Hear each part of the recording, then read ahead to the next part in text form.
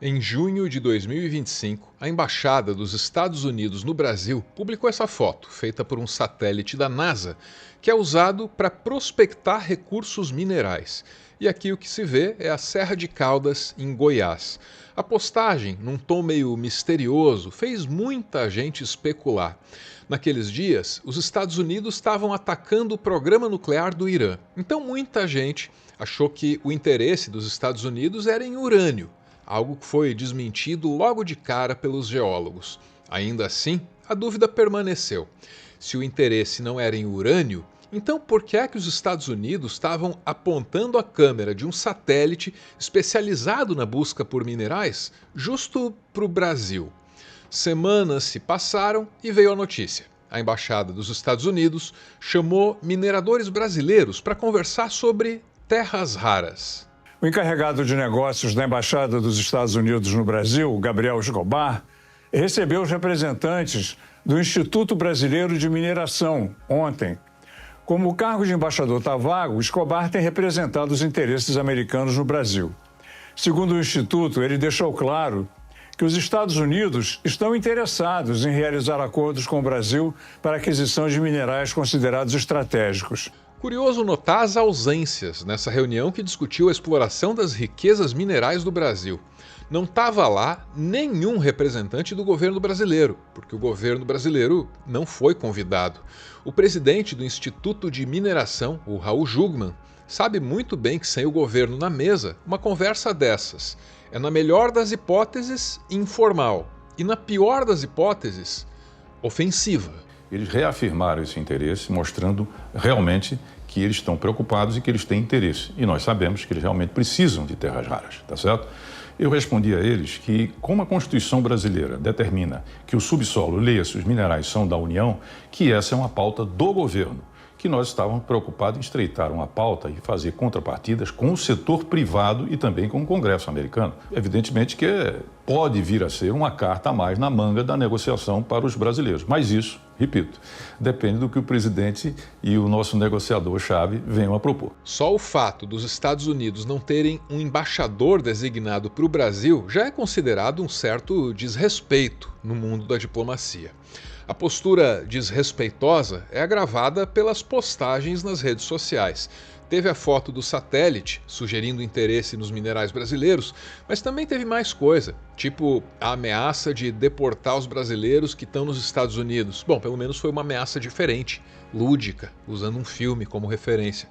Só que agora veio mais grave, né? A Embaixada dos Estados Unidos discute a exploração dos recursos minerais brasileiros sem convidar nenhum representante do Estado brasileiro, que é o dono desses minerais. O presidente da República precisava se posicionar. Nós temos 16.700 quilômetros de fronteira para proteger. Nós temos a maior floresta do mundo para proteger. Nós temos 12% da água doce do mundo para proteger. Nós temos 215 milhões de pessoas para proteger. Nós temos todo o nosso petróleo para proteger. Nós temos todo o nosso ouro para proteger. Nós temos todos os minerais ricos que vocês querem para proteger. E aqui ninguém põe a mão. Esse país é do povo brasileiro. Esse país é do povo brasileiro. A única coisa que eu peço ao governo americano é que respeite o povo brasileiro como eu respeito o povo americano. Eu sou Arvro e esse é o meu textão sobre terras raras.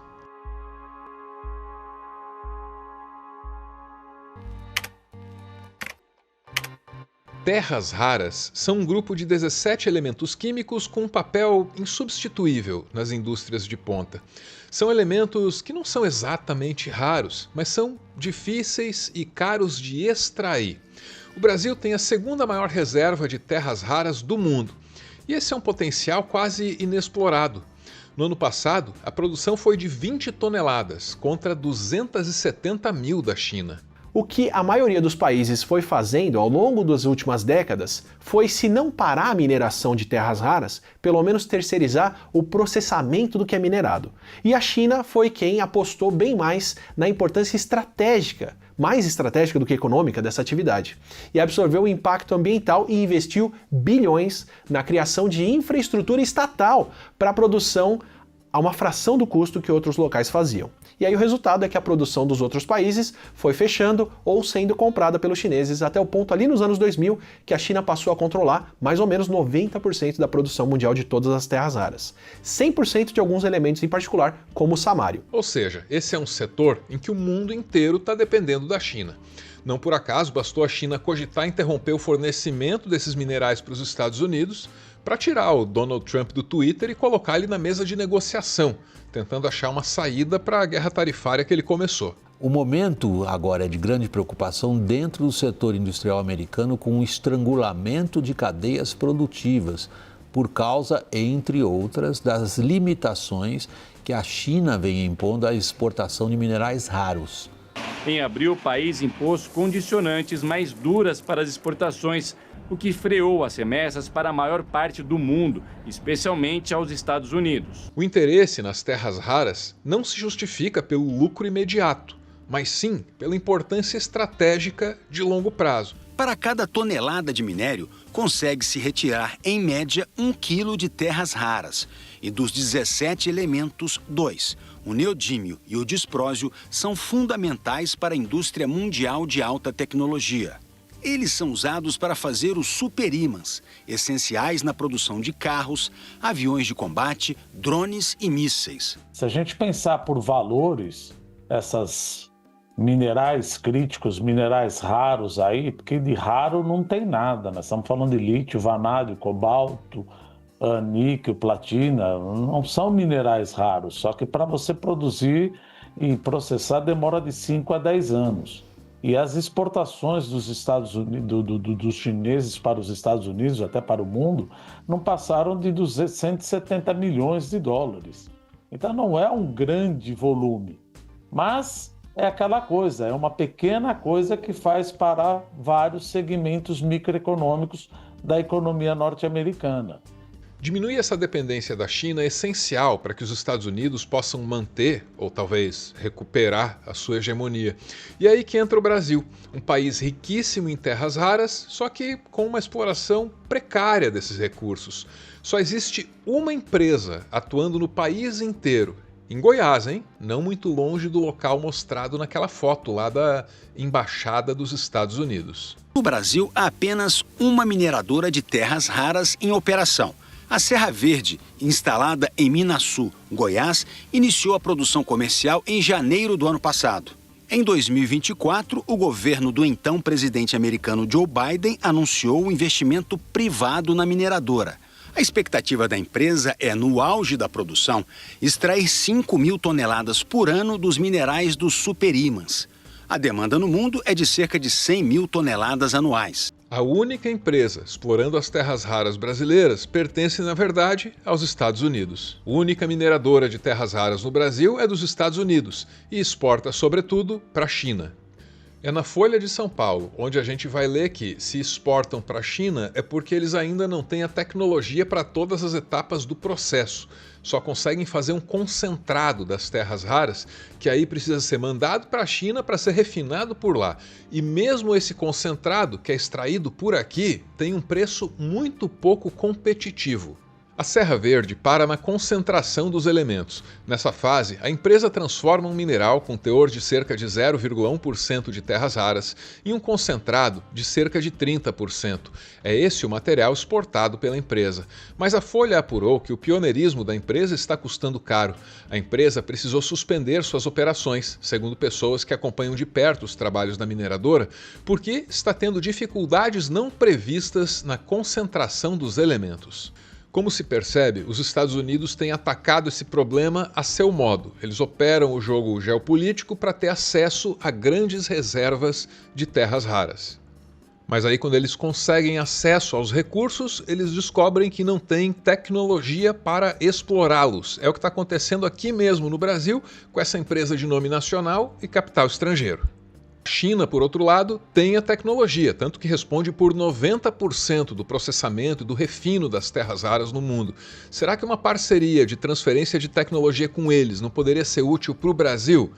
Quem pesquisa o assunto diz que é muito difícil de uma coisa assim virar. Existe uma ordem do governo chinês de não comercializar a tecnologia de exploração de terras raras. Tá? Justamente por quê? Porque hoje a China detém 90% do processamento das terras raras. Interessante, né? Porque a China ela tem a maior, né, reserva, ela possui a extração, né? Ela possui apenas 60% da extração, né, de todas as terras raras do mundo, mas ela processa 90%. Porque hoje quem extrai, outros países vendem para a China. Vão para a China. Né? Então, ela tem a tecnologia de processamento de terras raras. Tem países, né, que estudam, né, o desenvolvimento dessa tecnologia de exploração, de extração, né, como a Alemanha, né, Japão, a Austrália está investindo bastante nisso também, porque eles têm reservas significativas também, mas é uma estratégia, né? Deter essa tecnologia é estratégico. Então, eles não vão simplesmente vender, negociar de alguma forma, sendo que eles possivelmente vão criar um grande concorrente. Para o Brasil, o que resta é proteger as reservas nacionais de terras raras.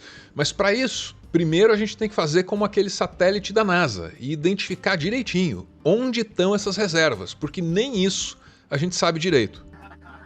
Ou seja, aí o pessoal fala terra rara. Tudo isso é coisa nova. Se para um geólogo era coisa antiga, para nós normais do planeta Terra, tudo isso é novidade. Aí eu fico sabendo que os Estados Unidos vão ajudar a Ucrânia, mas ele está querendo ter privilégio nos minerais críticos da Ucrânia. Esses dias eu li a matéria que os Estados Unidos têm interesse nos minerais críticos do Brasil. Ora, se eu nem conheço esse mineral, ele já é crítico, eu vou pegar ele para mim. Por que eu vou deixar para outro pegar? Então, nós estamos construindo uma parceria dentro do governo com a criação de uma comissão ultra especial, para que a gente faça um levantamento de todo tipo de riqueza que o Brasil tem no seu solo e no seu subsolo. Até agora, me parece que nós só conhecemos o equivalente a 30%. Então, nós temos 70% do nosso território e das nossas riquezas que não foram ainda pesquisadas. E nós temos que dar autorização para a empresa pesquisar sob o nosso controle. A hora que a gente der autorização para uma empresa que ela achar, ela não pode vender sem conversar com o governo e muito menos ela vai poder vender a área que tem o minério. Porque aquilo é nosso. Aquilo é de uma pessoa chamada povo brasileiro. E o povo brasileiro tem que ter direito de usufruir dessa riqueza que essas coisas podem produzir. É simples assim. A gente não quer nada dos outros. A gente quer apenas garantir que aquilo que é nosso possa gerar riqueza para que esse país deixe de ser um país eternamente em via de desenvolvimento e seja um país altamente desenvolvido. Identificar e proteger essas reservas é só o primeiro passo. Depois, o Brasil precisaria desenvolver uma tecnologia própria para processar e refinar esses minerais. É difícil, mas não é impossível. Não para o Brasil. A história do pré-sal, descoberto em 2006, ilustra isso muito bem. A partir dali, a Petrobras investiu pesado em engenharia submarina e o Brasil logo virou referência global em extração de petróleo em águas ultraprofundas. Fez o que nação nenhuma do mundo conseguiu fazer nesse campo. A gente teve muito sucesso diante do desafio de desenvolver a tecnologia para isso. O Brasil só falhou mesmo ao lidar com toda a espionagem e sabotagem internacional que veio junto com a descoberta do pré-sal. Só que essa é outra história. Se ela precisa se repetir, bom, tomara que não.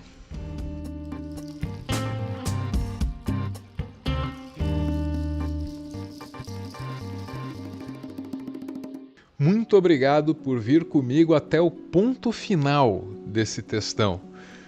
Só o fato de você ter chegado até aqui, só isso mostra que a gente tem um interesse em comum, né? Mesmo no meio de toda essa divisão, tem alguma coisa aí que nos une. E o que é essa coisa? Acho que é o Brasil, hein? Acho que esse é o nosso interesse em comum. Então eu convido você para participar da comunidade que faz esse conteúdo. Os membros do nosso clube de canais mandam áudios que compõem aqui o finalzinho dos vídeos, também conhecido como PS. Acho que o que mais complica nessa questão das terras raras é a quantidade de poluição que ela causa, né? E o impacto que isso teria no Brasil, né? These dust clouds are rising from deep craters in Inner Mongolia, where the Earth's crust has been sliced away over decades. The rocks are pulverized to find valuable minerals, known as rare earths. O Brasil está se posicionando aí como um defensor aí para o fim do desmatamento e para a utilização de maiores energias renováveis e fazer o uso das terras raras aqui seria um ponto de conflito muito grande, né?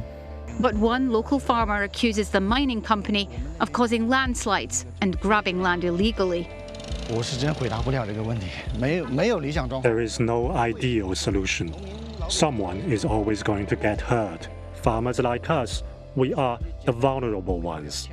E sem contar toda aquela história, né, de nós sermos um país historicamente extrativista e ter sofrido uma desindustrialização tão pesada nos últimos 30 anos.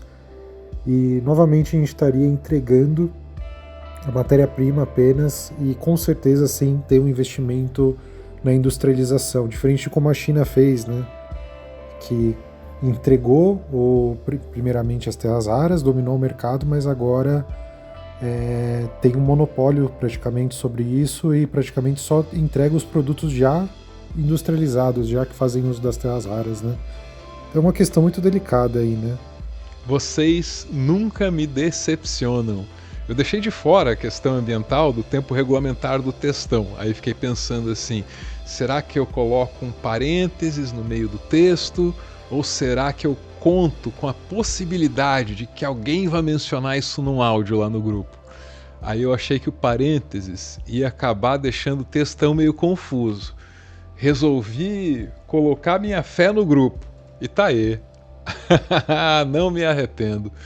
Muito obrigado, gente. Valeu!